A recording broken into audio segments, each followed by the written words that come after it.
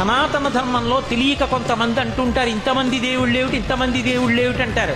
ఇంతమంది దేవుళ్ళు కాదు, ఇంతమందిగా ఉన్న దేవుడు. నేనే పరబ్రహ్మను కురుశ్రేష్ఠ, నేనే సత్యాన్ని, జ్ఞానాన్ని, ధర్మాన్ని. పార్థ, దివ్యములై నానా విధములై అనేక వర్ణములై అనేక విశేషములు గల నా స్వస్వరూపమును కన్నులార దర్శింపుము.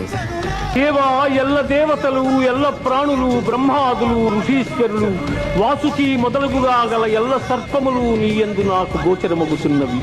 ఈశ్వర, నీ విశ్వరూపము అనేక బాహువులతో, ఉదరములతో, ముఖములతో ఒప్పియున్నది.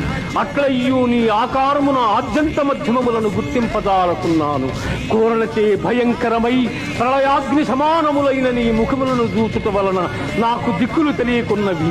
కాన ప్రభో, నా యందు దయయుంచి నాకు ప్రసన్నుడవు కమ్ము. కృష్ణ, ప్రసన్నుడవు కమ్ము.